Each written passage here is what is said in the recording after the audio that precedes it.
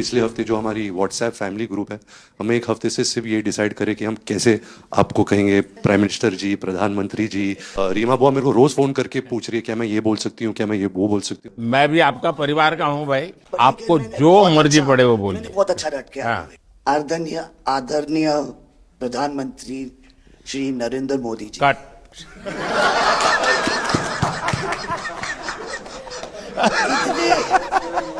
इतने कीमती वक्त में आपने सबको आज यहाँ निमंत्रित किया राज कपूर के बर्थडे 100वीं बर्थडे पे अवसर पे।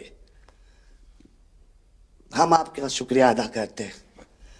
और पापा की पिक्चर के गाने की एक दो लाइन याद आ गई। मैं ना रहूंगी, तुम ना रहोगे, लेकिन रहेंगी निशानियां। वाह। आपने इतना सम्मान प्यार दिया है, आज के दिन को सारी इंडिया देखेगी कि नरेंद्र मोदी जी प्राइम मिनिस्टर हमारे ने कितना सम्मान कपूर परिवार को दिया है। राज कपूर कपूर साहब ऊपर का से बहुत बड़ा योगदान है जी, आपका स्वागत करने का अवसर मिला। और राज साहब का 100वां जन्मदिन यानी हिंदुस्तान की फिल्म इंडस्ट्री की स्वर्णिम यात्रा का वो कालखंड है जी। अब 1947 नीलकमल, अब 2047 को हम जा रहे हैं।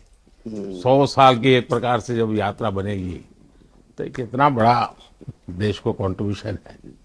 आजकल हमारे यहाँ डिप्लोमेटिक वर्ल्ड में सॉफ्ट पावर इसकी बहुत चर्चा होती है कि भाई जिस जमाने में सॉफ्ट पावर शब्द का जन्म नहीं हुआ होगा, शायद राज कपूर साहब ने दुनिया में भारत के सॉफ्ट पावर की ताकत को एस्टैब्लिश कर दिया था। यानी एक बहुत बड़ी भारत को उनकी सेवा थी। रणबीर के साथ हुआ है, वो गाड़ी में बैठा था और एक रशियन टैक्सी ड्राइवर था और उसने बोला कि आर यू फ्रॉम इंडिया?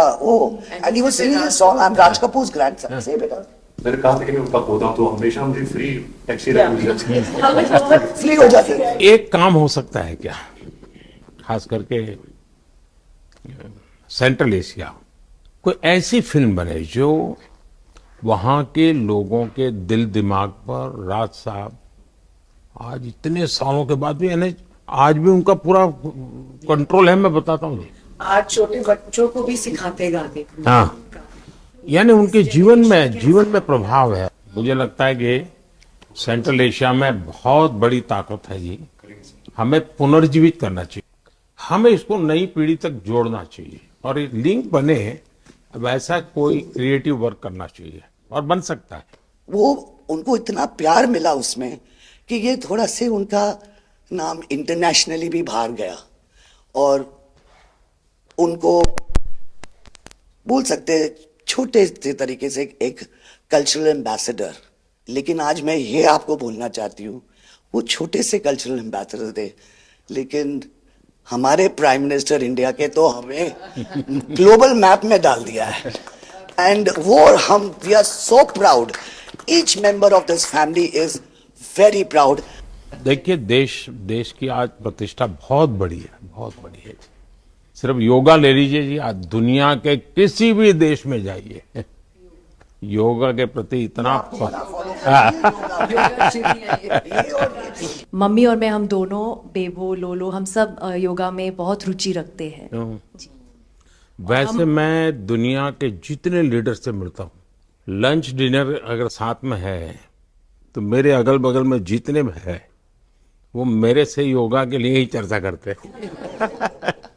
एक छोटा सा ट्रिब्यूट है नाना जी के लिए। एक्चुअली दरअसल मेरा पहला फिल्म है एज अ प्रोड्यूसर एंड मेरा सपना था कि मैं अपने फैमिली के साथ कुछ करूं, तो सब इस फिल्म में है। मैं एक चीज बोल सकती जी हूँ, बिल्कुल। ये वो ग्रैंडसन है, राधा ग्रैंडसन्स मेरे दोनों बच्चे, ये अपने नाना को मिले नहीं है और ये पिक्चर बना रहे हैं और उनकी सब उस अरमान ने इतनी खोज की है हर चीज की और उसमें थोड़ा बहुत just for him he is making. जो कुछ सीखे हम फिल्मों के माध्यम से और जो माँ ने सिखाया मुझे, उनसे सीखे हम। देखिए जब आप रिसर्च करते हैं ना तो एक प्रकार से आप उसको जीते हैं जी। उस दुनिया को जीते हैं, तो आप बड़े भाग्यवान हैं जी कि भले आपने नाना जी को देखा नहीं, लेकिन नाना जी को जीने का आपको अवसर मिल रहा है। जी बिल्कुल बिल्कुल, ये बहुत बड़ा सपना है मेरा और I am really thankful, full family is part of this. मुझे याद है हमारे यहाँ इनके फिल्मों की ताकत क्या थी। जनसंघ का जमाना था और दिल्ली का चुनाव था, तो चुनाव में जनसंघ के लोग हार गए। तो अडवाणी जी, अटल जी ने कहा यार चुनाव तो हार गए, क्या करेंगे, तो चलो बोले मूवी देखते हैं। तो वो मूवी देखने गए, राज कपूर साहब की मूवी फिर सुबह होगी। जनसंघ के दो नेता पराजय के बाद जाते हैं और मूवी देखते हैं फिर सुबह होगी, और आज फिर सुबह हुई। मैं चाइना में था, आपके पिताजी का एक गाना था, उसको वो प्ले कर रहे थे। तो मैंने मेरे साथियों को कहा, मैंने कहा इसका मोबाइल फोन पर रिकॉर्डिंग करो। मैंने ऋषि साहब को भेजा था। अच्छा। और वो इतने प्रसन्न हो गए। इनफैक्ट अभी हाल ही में आप आई थिंक अफ्रीका गए थे और वहाँ भी मैंने एक क्लिप देखा था, आप एक जवान के साथ खड़े थे और वो उस टाइम मेरा गाना गा रहे थे।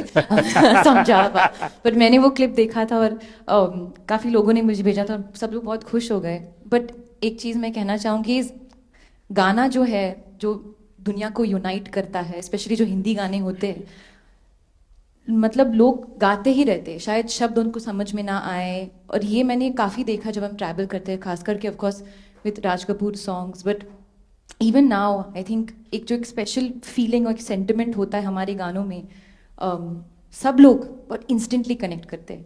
और उसी के साथ एक क्वेश्चन था आपके लिए, क्या आप गाने सुन पाते हैं? मैं सुन पाता हूँ, क्योंकि मुझे अच्छा लगता है। कभी मौका मिल जाए तो मैं जरूर सुन लेता हूँ। आप पहले प्रधानमंत्री हैं जिससे मैं मिला हूँ, और आपने आंखों में आंख लगा के इतने मतलब पर्सनली हमसे मिले हैं, और 2 बार मिले हैं। आप में इतनी अच्छी एनर्जी है और आप इतनी मेहनत करते हैं, और आप जो करते हैं मैं आपको कंग्रेचुलेट करना चाहूँगा। और thank you for opening your doors और हम सबसे मिलने के लिए और इतने एक्सेसिबल होने के लिए, तो बहुत बहुत शुक्रिया। मैं आपके पिताजी को मिला हूँ और मैं सोच रहा था कि आज मुझे 3 पीढ़ी को मिलने का मौका मिलेगा, लेकिन आप लाए नहीं तीसरी पीढ़ी को। They're all big actors. We are not in the creative field. My children are trying level best. That we would be invited by the Prime Minister. मतलब पापा थैंक यू। 13, 14 और 15 दिसंबर को हम राज कपूर का एक रेट्रोस्पेक्टिव कर रहे हैं। गवर्नमेंट ऑफ इंडिया, NFDC और NFAI ने हमारी बहुत मदद की। हमने उनकी 10 फिल्म लेके उनको रिस्टोर किया है, ऑडियो और विजुअल। तो हम पूरे हिंदुस्तान में कुछ 160 थिएटर्स में 40 सिटीज़, अराउंड 40 सिटीज़ उनकी फिल्में दिखा रहे हैं। तो 13 तारीख को हमारा प्रीमियर है, जो हम मुंबई में कर रहे। पूरी फिल्म इंडस्ट्री को हमने बुलाया है।